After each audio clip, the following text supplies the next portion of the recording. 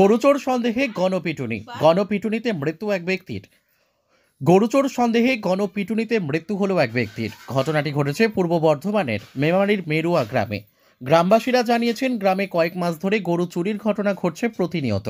গ্রামবাসী সূত্রে জানা যায়, বিগত এক মাসে প্রায় 20টি গরু চুরি হয়েছে। রবিবার গ্রামের একটি গোয়াল থেকে জনা 5 দুষ্কৃতী গরু চুরি করতে গিয়ে পরিবারের সদস্যরা তাদের ধাওয়া করে একজনকে ধরে ফেলে। ওই গোয়ালের মধ্যেই পরিবারের সদস্যরা গরু পাহারা দিচ্ছিল লুকিয়ে বলে জানা গেছে। এরপর উত্তেজিত গ্রামবাসীরা ধরে ফেলা দুষ্কৃতীকে মারধর শুরু করে। গুরুতর জখম অবস্থায় তাকে উদ্ধার করে পুলিশ। স্থানীয় হাসপাতালে ভর্তি করলে চিকিৎসকরা মৃত বলে ঘোষণা করেন। মৃত ব্যক্তি ভিন রাজ্যের বাসিন্দা বলে জানতে পারা গেছে, তবে তার পরিচয় জানার চেষ্টা করছে পুলিশ। ব্যুরো রিপোর্ট, আমাদের টিভি।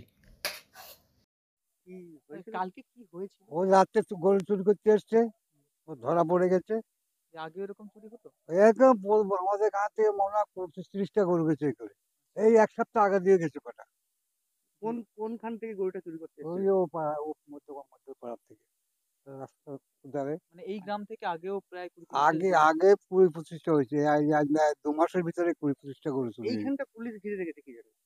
সেটাই কি জন্য ঘিরছে জানি না। কালকে কজন এসেছিল? ওসে 4-5 জন এসছে, একটাকে ধরতে পেরেছে। তারপর কি হলো? তারপর ওগুলো পালিয়ে গেছে, একটাকে ধরে নিয়ে এসছে।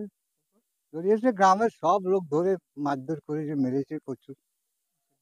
তারপর মারা গেছে। মারা গেছে কিনা আমরা খবর পাইনি, পুলিশ নিয়ে গেছে। আপনারা কি চাইছেন এই যে গরু চুরি হচ্ছে, সেই পুলিশ প্রশাসন কি যদি আগে থাকতে পাহারা দিত, তাহলে কি এইগুলো বন্ধ করা সম্ভব হতো? হ্যাঁ, নিশ্চয়ই হতো। ওরা তো চাইছেন কোনো এখন প্রতিকার, আপনারা? ওরা চাইছে না, কোনো প্রতিকার করেনি। আপনারা আগে জানিয়েছিলেন? এখানে থানাতে একবার জানিয়েছে, জানিয়েও কোনো কাজ হয়নি। তাই কি করবে? এখন কি চাইছেন যে পুলিশ প্রশাসন আপনাদের পাড়ায় এখন থাক? সেটা কথা হচ্ছে, আমাদের এখন চুরি বন্ধ নিয়ে প্রশাসন করবে না কে করবে সেটা তো আমরা বুঝতে পারছি না।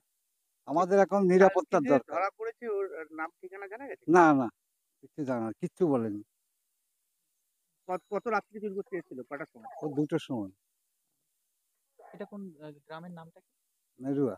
আর পুলিশ ওই ওই যাকে ধরেছেন তাকে পুলিশ কখন নিয়ে গেল? সকালবেলা নিয়ে গেছে। সারা রাত্রি কি ওকে মারধর হয়েছিল? হ্যাঁ, সারা রাত মার দিয়েছে, কোনো রকম নাম বের করতে পারেনি। নামও বের করেনি, বলেনি কোথা থেকে আসছে তাও কিচ্ছু বলেনি, কোনো কথাই বলেনি। কালকে মানে যখন ওই গরু মানে ওখান থেকে নিতে গেছিল তখন ধরা পড়েছে গোয়াল থেকে? ওরা ঢুকতে ওখান থেকে ধরা পড়েছে। এতগুলো ছাপি আছে ওর কাছে পেয়েছে, বুঝতে পারছি। তালা দেওয়া ছিল, তারপরে খুলতে পারেনি। ওরা দেখেছে, দেখে ফেলে ছুটছে। কিসে করে এসেছিল জানতে পেরেছে? না, সেটা কিনি, ওটা হেঁটে এসে মাঠ দিয়ে এসছে বোধহয়, ধারণা। আপনার নাম? হ্যাঁ, আপনার নাম? আর নাম অনুকূল দে। আপনি এখানকার বাসিন্দা? হুম। কি হয়েছিল?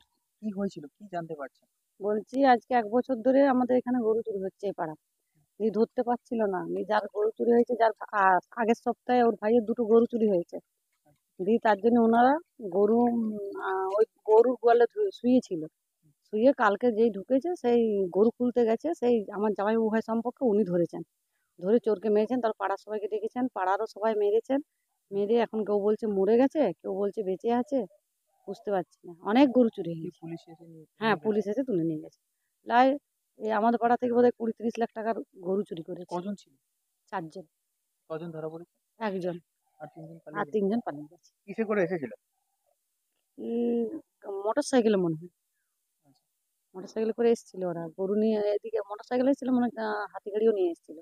ওইটাই গরু চাপিয়ে নিয়ে যাচ্ছে। কালকে কি কোনো চুরি হয়েছিল? না, কাল নিতে পারেনি।